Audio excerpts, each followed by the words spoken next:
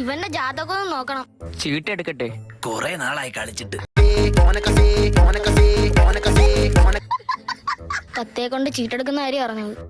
മൂലമാണല്ലേ വിഷയം. അയ്യേ, എനിക്ക് മൂലക്കുരുവൊന്നുമില്ല.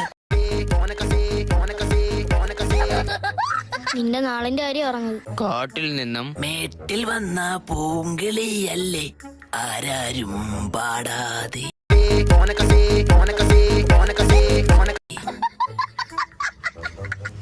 കാട്ടിൽ നിന്നും ഒരു അജ്ഞാത ശക്തി നിന്നെ പിന്തുടരുന്നുണ്ട്. ഫോറസ്റ്റിലാണ് ജോലി. ആ കൈയൊന്ന് കാണിച്ചേ. ഹായ്. ആ കൈ ഇങ്ങോട്ട് കാണിക്കേ. വിഘ്നം കാണുന്നു. അത് ചിലപ്പോ ചോറ് കഴിച്ചിട്ട് കൈ എഴുതത്തോണ്ടായിരിക്കും. ഈ കൈ നോക്കിയാണ്. ഇയാളുടെ വീട് പടിഞ്ഞാറാണോ? ആ, പണിഞ്ഞതാ. പണിയാതവന് വീടുണ്ടോ? ഡോ കണ്ണട. കണ്ണട വയ്ക്കാൻ എനിക്ക് കാഴ്ചയ്ക്ക് കുഴപ്പമൊന്നുമില്ല. എടോ, ആ കണ്ണൊന്നടക്കേ. ഇയാൾ സൂര്യനാകുമ്പോൾ ഇയാളുടെ വധു ചന്ദ്രിക.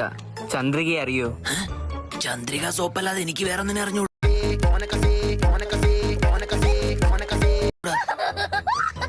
അശ്വതിയാണല്ലേ അമ്മ? അല്ല, അമ്പിളിയാ.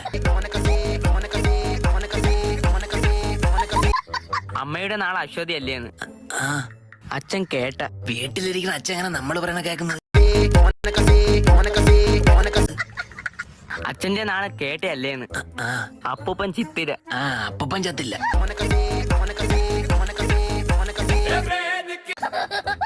ചെവിക്ക് ചെറിയ പ്രശ്നമുണ്ടേ. അമ്മൂമ്മ അവിട്ട. അമ്മുമ്മയെ ചവിട്ടി അപ്പൂപ്പൻ സീനാവും. ഇയാളെ പ്രസവിച്ചതാണല്ലേ? സ്വാമിയെ പിന്നെ മുട്ടയിട്ടതാണോ? ഇയാളെ പ്രസവിച്ചതാണല്ലേ അമ്മയ്ക്ക് രോഗം വരാൻ കാരണം? ആ, കഴിക്കാൻ ഏറ്റവും ഇഷ്ടം എന്താ?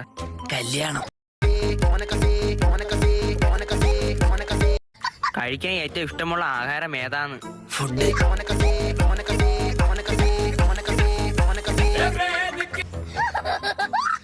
30 വയസ്സ് കഴിഞ്ഞാൽ ശുക്രൻ അടിക്കും. ഏവൻ അടിച്ചാലും ഞാൻ തിരിച്ചടിക്കും.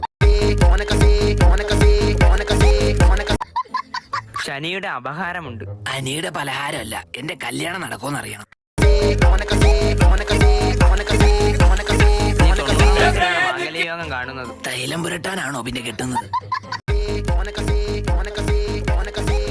ഞാൻ അപ്പോഴേ പറഞ്ഞില്ല ഇയാൾ ഉടായിപ്പാണെന്ന്. ചുമ്മാ അനാവശ്യം പറയരുത്. ഇയാൾ വായുന്ന് ആപ്പിൾ എടുക്കുമല്ലോ. ആപ്പിളിന്റെ ഐഫോൺ എടുക്കോ? 90 വയസ്സിലാണ് കല്യാണം പോലും. എന്റെ കല്യാണം കൊണ്ട് നടന്നില്ല നിന്നെ ഞാൻ കൊല്ലും. അവന്റെ മോന്തായിരിക്കണില്ല. ഒരു ഇടി ഇടിച്ചപ്പോ ഗുരുസ്വാമിയാവും.